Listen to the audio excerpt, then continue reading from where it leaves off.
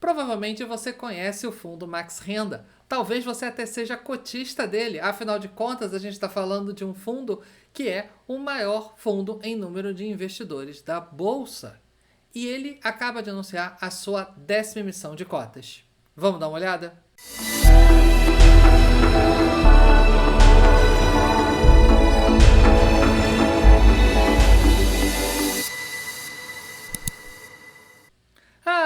Alô pessoal, sejam todos muito bem-vindos a mais um vídeo do canal Clique Invest. E hoje sim a gente vai falar dele, o Maxi Renda, o MXRF11. Um fundo que durante muito tempo foi usado por muitos investidores como um fundo para depositar ali uns troquinhos, porque era um dos únicos fundos ali com cotação ao redor de R$ 10, e que por isso ele ganhou muita popularidade, e hoje ele é o fundo com maior número de investidores. Além disso, um dos maiores fundos de recebíveis. Nesse vídeo a gente vai falar um pouquinho sobre ele, a estrutura dele, porque ele tem algumas particularidades perante outros fundos de recebíveis, e vamos falar um pouquinho também da estrutura em si dessa operação. Então, vamos começar dando uma olhada. Como sempre, quem já conhece, a gente começa falando do relatório gerencial. Então, vamos dar uma olhadinha aqui. Esse aqui é o relatório gerencial do fundo. Ele é um fundo que começou em abril de 2012, então um fundo que já tem 12 anos de existência. Ele teve uma mudança de gestão logo nos primeiros anos, mas basicamente o grosso da equipe já está há bastante tempo aí capitaneado pelo André Mazzetti. Um fundo ele tem um patrimônio então de 3,2 bilhões de reais, é o terceiro maior fundo de recebíveis da Bolsa, ele só perde para os dois maiores da Quineia, né, o Canip e o KNCR, e um fundo que tem mais de 1 milhão de cotistas, quase 1 milhão e 100 mil cotistas. Se a gente considerar que o nosso mercado de fundos imobiliários é de pouco mais de 2 milhões de investidores, então praticamente metade dos investidores tem cotas do Maxi Renda.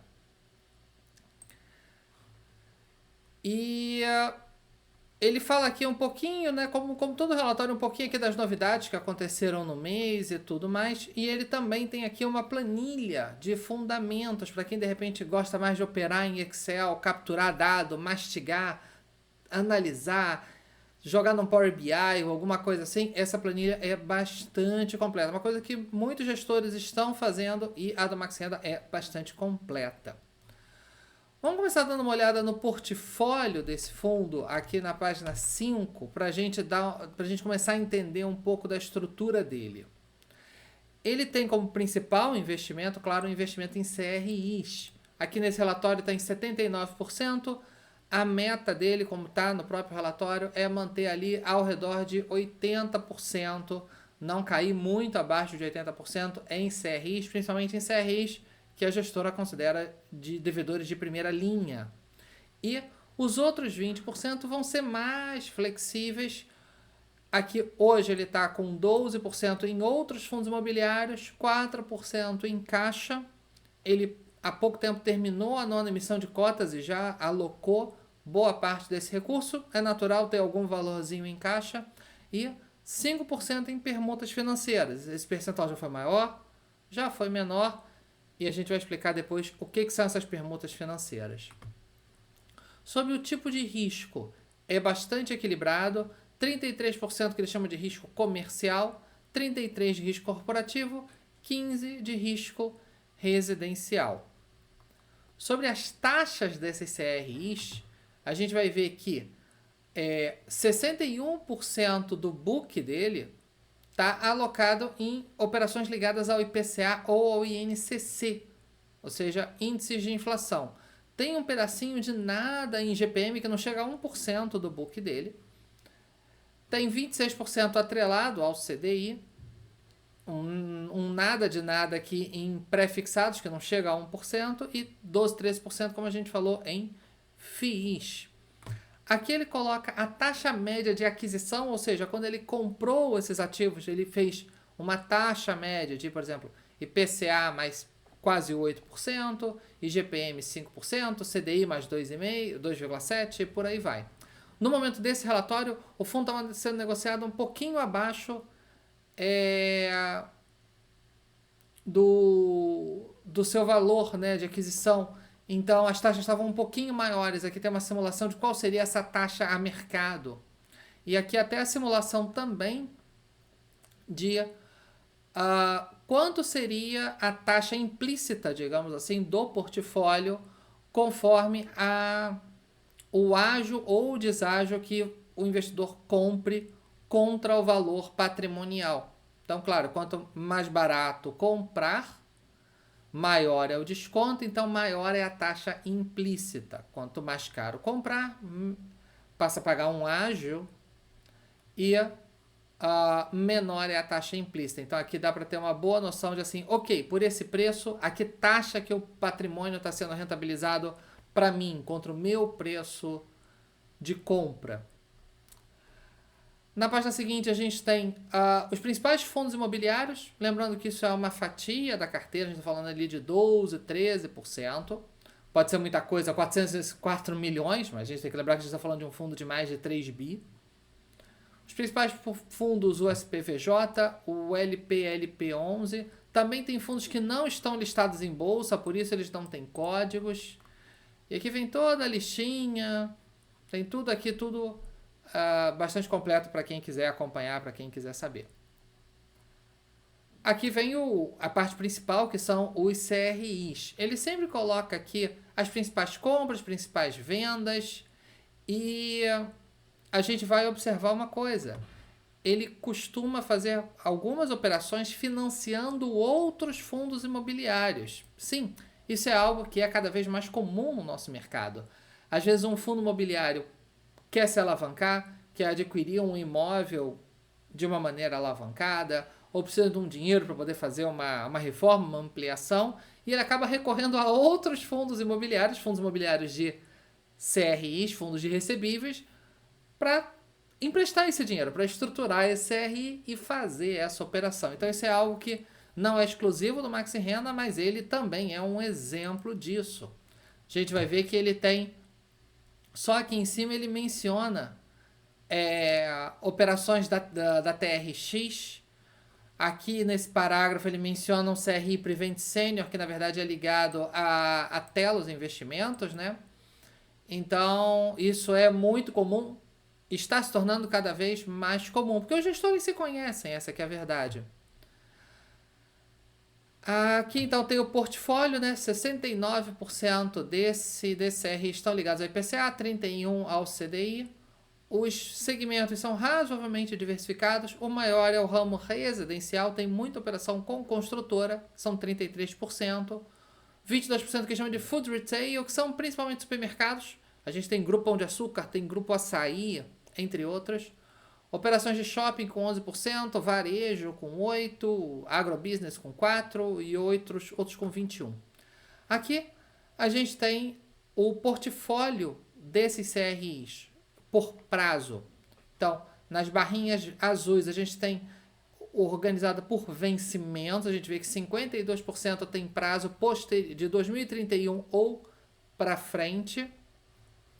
Porém, os papéis têm duration muito mais curta. Sempre gosto de explicar o que é duration para não gerar dúvida. A duration é o prazo médio das parcelas. Então, se um CRI tem um cronograma de parcela onde ele começa pagando muito e depois ele paga menos, essa duration tende a ser mais curta. Se é ao contrário, ele paga pouco no começo e depois começa a pagar muito, essa duration tende a chegar mais próxima ao vencimento. Se é um título com pagamentos muito lineares e o prazo dele é de 10 anos, a duration vai ser de 5, porque é exatamente o meio. Então, prazo e duration não são sinônimos. Inclusive, ele mostra aqui nesse gráfico, né? Porque apesar de ter mais da metade do patrimônio com vencimento posterior a 2031, a gente vai ver que o grosso da duration tem aqui 2, 3 anos, talvez se a gente tirar a média, 2, qualquer coisa de anos. E claro, Quanto mais longo o prazo, a duration de uma operação, maior é o risco dela, porque é mais difícil de você prever a economia e a qualidade, a capacidade, a solidez do devedor ao longo de muitos anos. Se a duration é mais curta, você consegue prever melhor, porque você recebe boa parte do seu dinheiro mais cedo. Aqui ele tem uma breve explicação sobre alguns CRIs que foram inadimplidos, que o fundo acabou recebendo o imóvel como que era a garantia como pagamento. Basicamente, esses são imóveis que eram de um outro fundo, que era o XPGA, chamado XP Recebíveis, que foi incorporado pelo Max Renda, e esses imóveis vieram no balaio. Mas hoje eles representam menos de 0,5% do patrimônio líquido do fundo. Então, claro, a gestão vai cuidar, tentar vender, tentar alocar, tentar resolver essas garantias, mas é uma fatia muito pequena do patrimônio do fundo. E aqui tem sim, aqui a descrição de todos os CRIs, com o código dele, quem é a securitizadora, quem é o devedor, o código de emissão, o volume, a duration, qual é o peso dele no portfólio do fundo, quando que foi adquirido, qual é o vencimento, qual é a taxa, né, o indexador e a taxa, a periodicidade, a grande maioria, quase a totalidade são mensais, tem um bullet aqui, ou seja, que paga só no vencimento, mas o grosso é tudo mensal, todos eles, exceto aquele bulletzinho.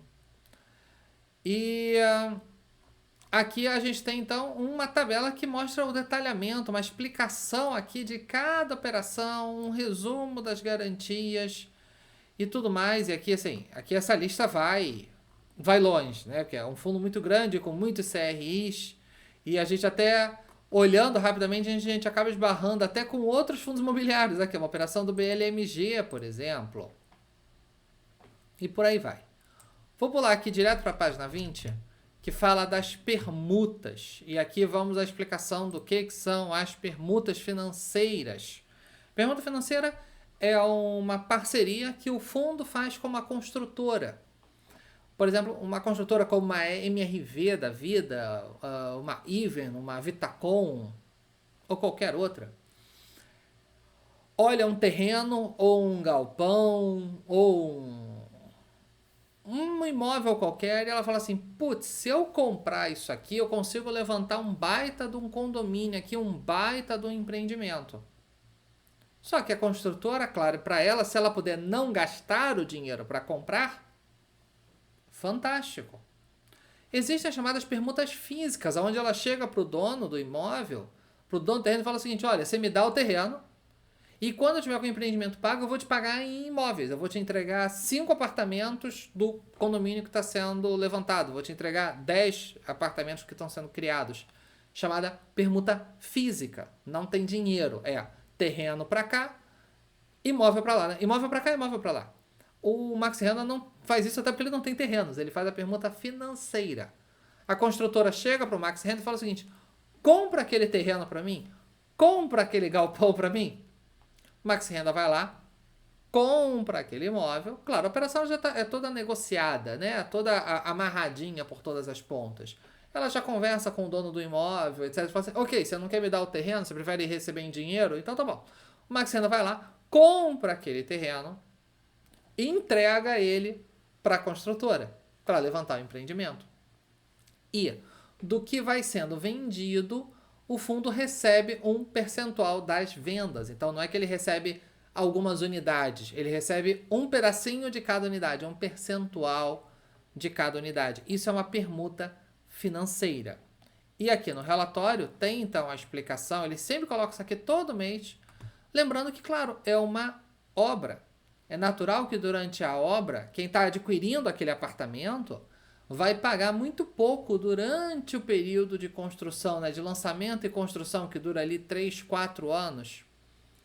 E que só na hora do habite-se, que é a hora que o imóvel está pronto, é que o mutuário tem que apresentar a totalidade do pagamento. Seja ele vai tirar do caixa, né, do bolso dele, vai pagar à vista para a construtora, ou ele vai financiar isso com uma instituição financeira. Ele vai chegar para a Caixa Econômica ou para o banco dele e vai financiar esse apartamento.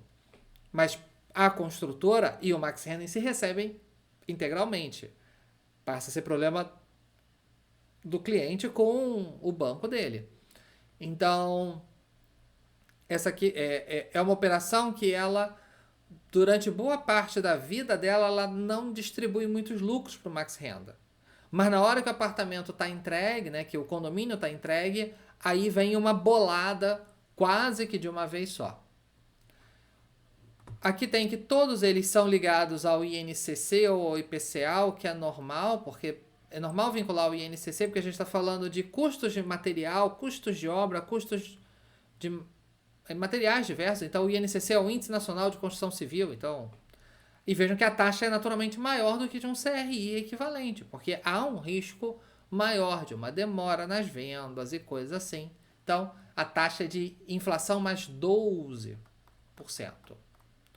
E aqui tem toda a explicação, né, o histórico de tudo que o fundo investiu ano a ano, quanto ele tirou de dividendos ano a ano, quanto isso impactou no dividendo por cota.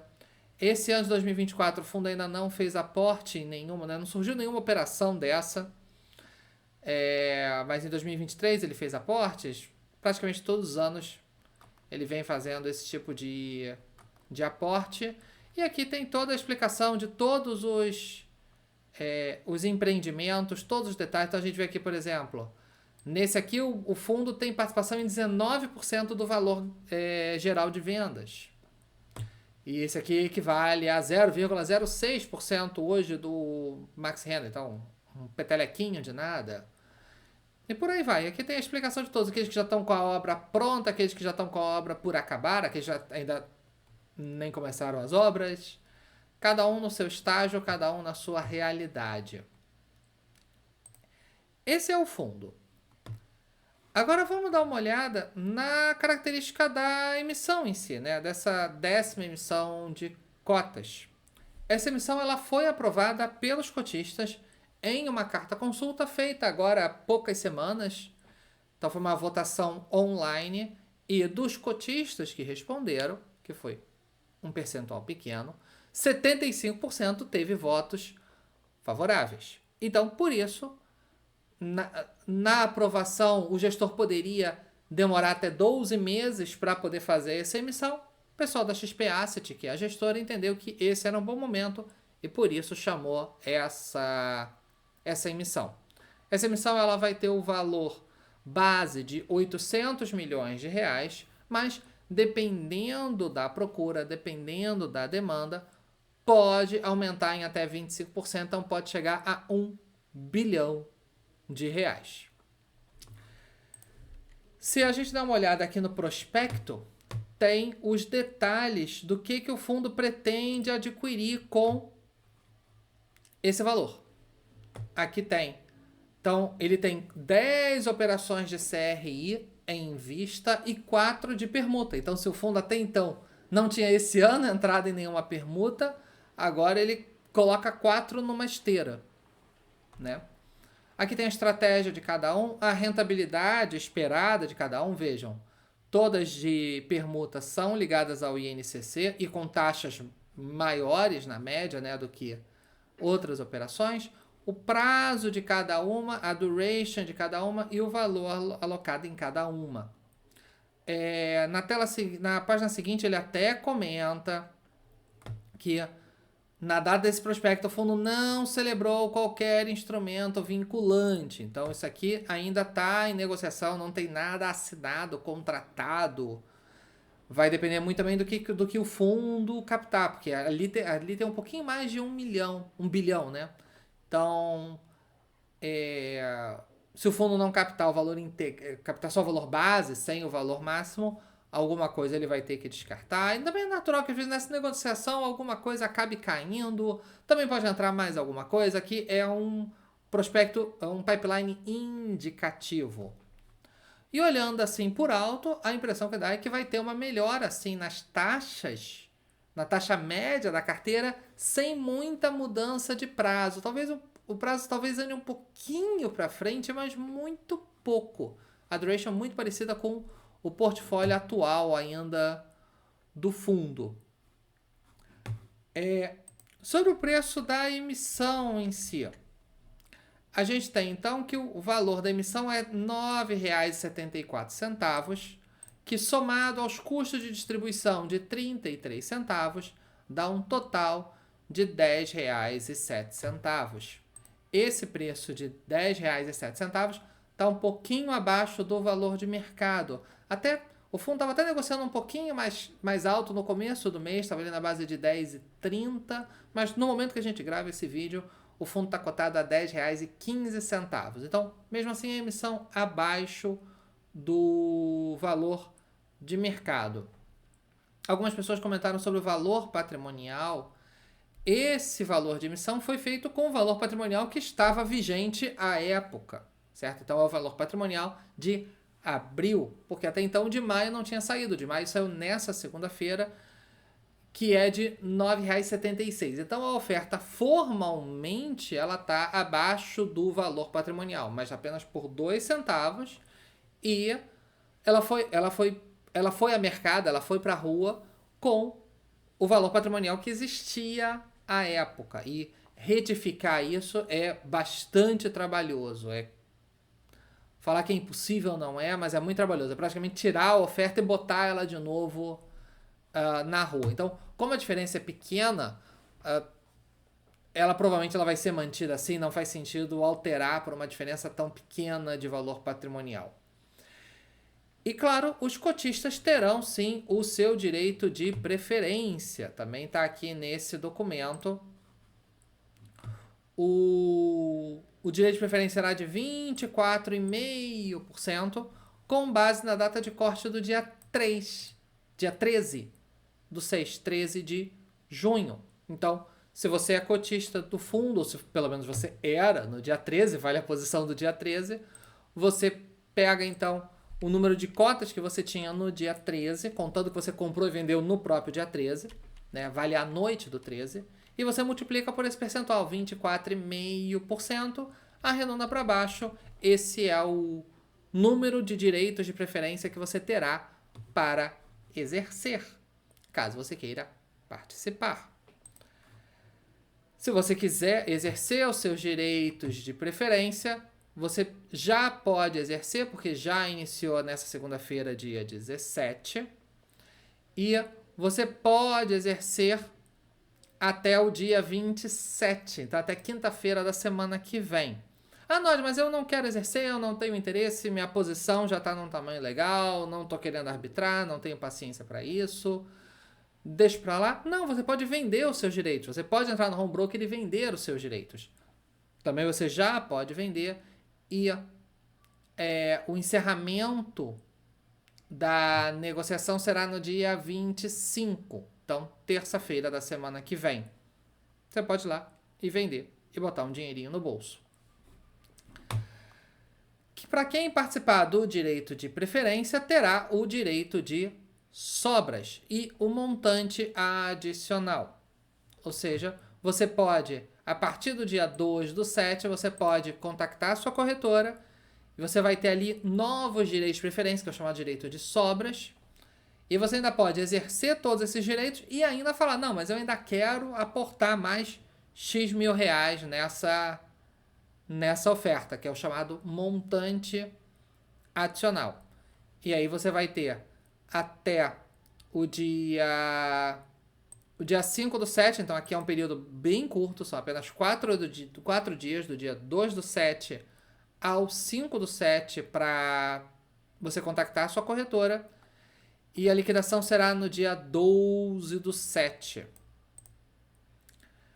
Já a oferta pública em si, que também começa no mesmo dia 2 do 7, junto com o direito de sobras e montante adicional, e vai até o dia 29 do 7, com liquidação no dia 2 do 8. Então, uma oferta bastante curtinha aí, durando aí 45 dias, um cronograma bastante enxutinho para quem quiser participar. E agora eu quero saber de você. Você é cotista do fundo? Não é? Vai participar? Vai exercer seus direitos de preferência? Vai vender e botar um dinheirinho no bolso? Coloque os comentários aqui embaixo, que eu quero muito saber a sua opinião, como sempre. Se gostou do vídeo, não esqueça de dar aquele like, isso ajuda muito a divulgar aqui o nosso trabalho. Se você ainda não é inscrito, é uma excelente hora de se inscrever. Só clicar no botãozinho aqui embaixo e ativar o sininho de notificações para você ficar atento às próximas novidades. E se você acha que mais alguém pode gostar desse conteúdo, por favor, é só compartilhar com aquele seu amigo. Tá bom, pessoal? Espero que tenham gostado. Vou deixar aqui do lado 2 vídeos, inclusive um deles, a entrevista com o André Mazetti, gestor do fundo, uma entrevista que a gente fez há algum tempinho atrás. Eu espero que vocês tenham gostado. Um forte abraço e até a próxima. Tchau, tchau.